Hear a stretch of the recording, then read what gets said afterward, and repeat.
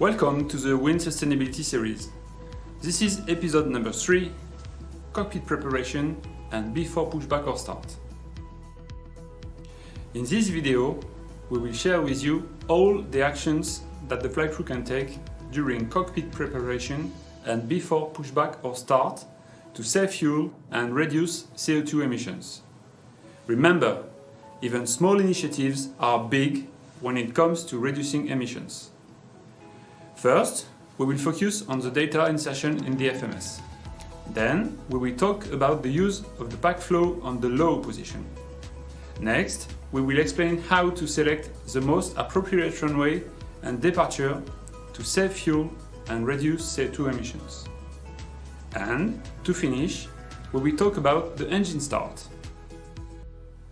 First of all, let us focus on the data insertion in the FMS.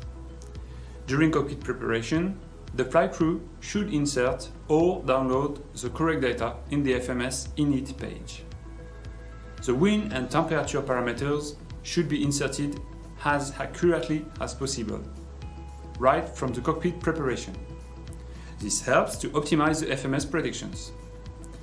If the flight crew has less time than expected, at least the average wind should be entered. Remember that the more accurate the data is, the better the predictions will be.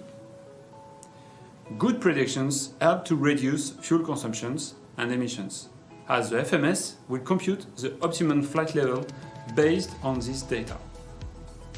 The optimum flight level computation will be explained in the video episode 6 of this wind series, dedicated to the cruise phase.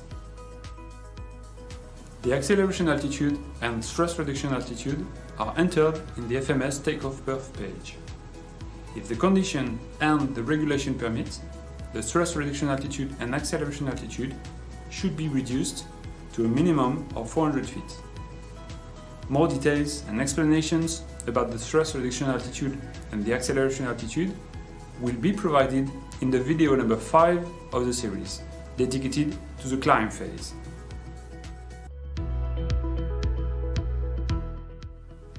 The second way we would like to talk about to save fuel and reduce the emissions is to consider the number of passengers on board. If the aircraft is not full, the flight crew should reduce the airflow in the cabin. The SOP will request the selection of pack flow to low when the number of passengers on board is below a certain value.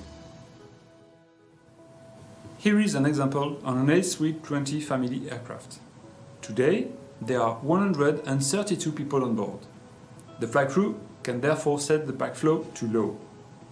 This can save up to 0.5% of fuel for the entire flight. For example, on a 1 hour and 10 minute flight from Toulouse to Paris-Orly, on an A320, the CO2 emissions will be reduced by 45 kilograms. Keep in mind that limited savings in every flight become major savings when applied to the entire fleet on a yearly basis. Third point, selecting the runway can also save fuel and reduce CO2 emissions. Let's see, for example, this situation. Today's flight is from Toulouse-Blagnac to Paris-Charles de Gaulle. There is light wind from the southeast reported by the ATIS. Runway news is 14 right for departure. The aircraft is at gate Echo 30. The expected departure to the north is Fisto 5 Alpha. However, if the flight crew requests to take off from runway 32 right and use the Fisto 5 Papa departure, this can save both taxi time and flight time. In our example, the reduced taxi time and reduced cruise time save 250 kilograms of fuel and 790 kilograms of CO2. As you are aware, taking off from the opposite runway is not possible in all situations. But every time it is possible, this will reduce the fuel consumption and CO2 emissions.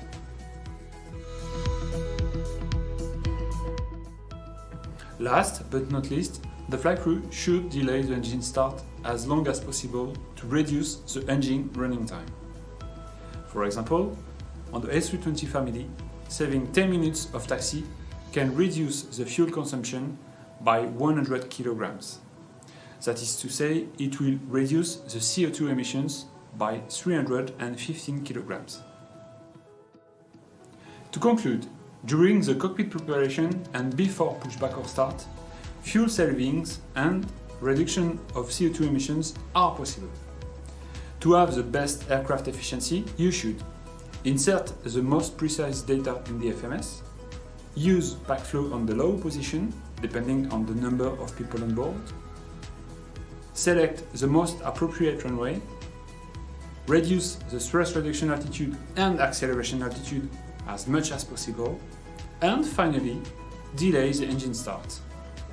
All the savings that can be achieved during this phase appear to be small, but the sum of those savings sets the path to the best aircraft efficiency, fuel savings, and the reduction of CO2 emissions.